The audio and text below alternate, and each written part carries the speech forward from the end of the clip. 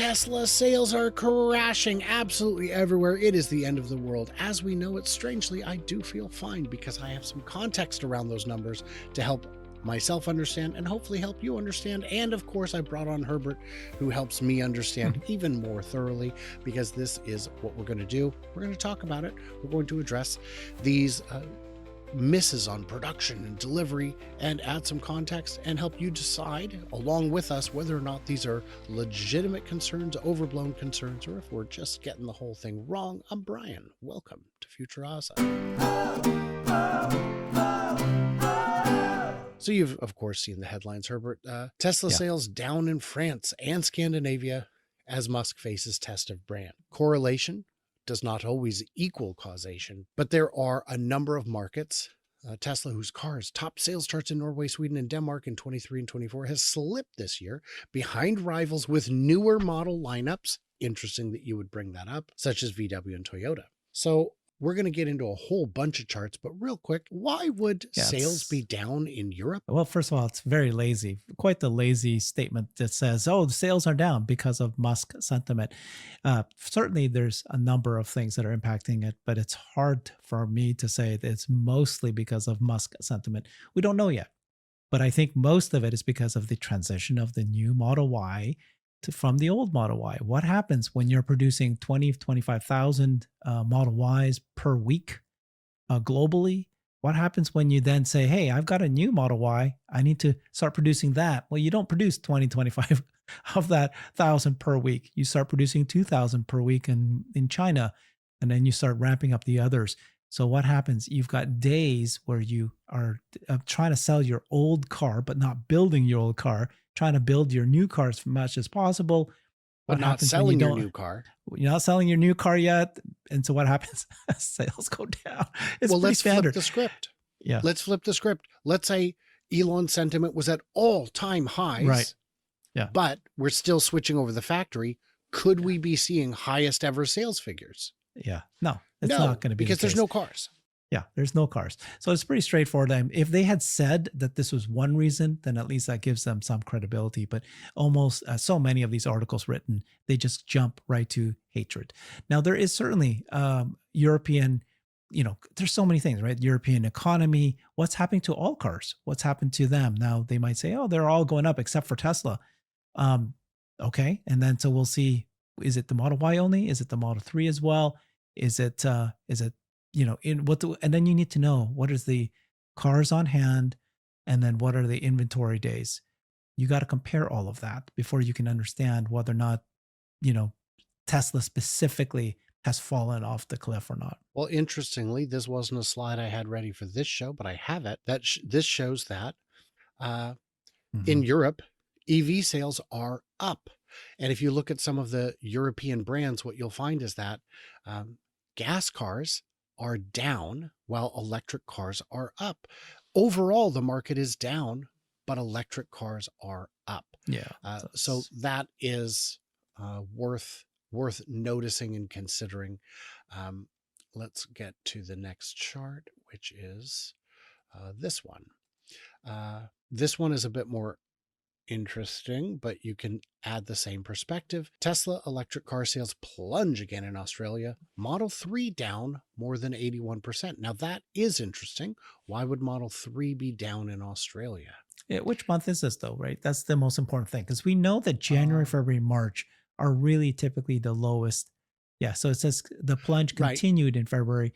Those are the lowest months. People stop buying cars in January and February because it's the new year, right? They're waiting. This is standard, typical that you'll see. But this is year over year down 72%. So when I see a number that big, it makes me wonder, was there something that made them artificially high a year ago? You got to look at incentives. Was it the beginning of Yeah. Highland sales in Australia a year ago? I don't know. Having a brand new refresh out would potentially help. Was it actually of a year ago? It might have been the last month of pre-refresh sales. They might have had some crazy deals on it. Incentives, yeah. Yeah, so that would make, Yeah, that's what I mean by don't be lazy, right? Go and dig down, find out all the different things that can impact it. So many of them you can't quantify. But to just simply say, it's because of connection to brand damage, that's a little bit of a leap. A stretch. Now, the last thing we're going to cover before we get into some actual charts, this is kind of some interesting perspective. Uh, Plummeting sales risk lucrative emissions credit earnings. If you don't have enough cars to sell, then you can't sell the credits that go with them. But you can bank those credits. Tesla has years of banked credits that are unsold. So I do not share this concern. I don't think this is a super relevant, but what do you think? Yeah, it's just damn if you do, damn if you don't. If you make money because of emission credits, they blame you. How you don't really have a business. Then if you're like, oh no, you're not going to make as much.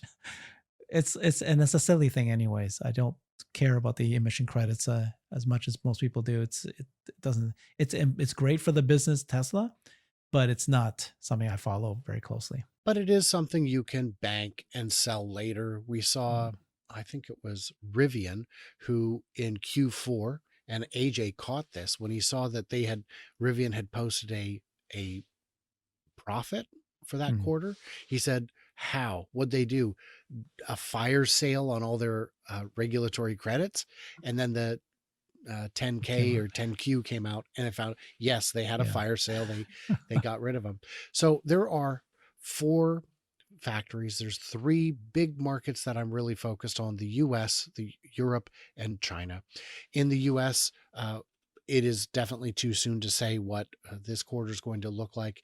Uh, but it's going to be down, we know, because at least of retooling, maybe Mhm, because of a political shift. Too soon to say. Europe, definitely going to be down because of tooling, because perhaps of a political shift, maybe more.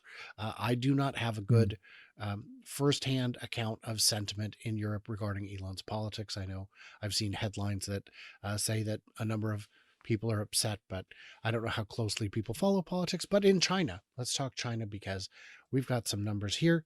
This is from Tesla Chan, who does fantastic work. Kind of small, I apologize for that. But what we're seeing is year to date through the ninth week of the year, 69,700. Last year, 77,200. That's not a big difference. It's within 10% of last year. We are past both years, Chinese New Year's. But last year, they were already done retooling for the Model 3. And this year they have been retooling for the Model Y. To be down just 10% for the Shanghai production while undergoing the retooling of the vehicle that sells the vast majority of your vehicles, to me, does not show weakness. What do you think? yeah, everything we've heard so far in China, that the new Model Y is incredibly well received. That I think you told me, right? The most important thing is the Model 3. If you see a softening in demand in Model 3, then that's an indicator maybe that there's demand that's changing in China. But so far, again, first few months in China is going to be weak. It's going to be slow. There's the holidays and so forth that just happened in January. So this is pretty strong. This is good numbers, and we'll see what happens here. And again, you got to look at this today to break it down.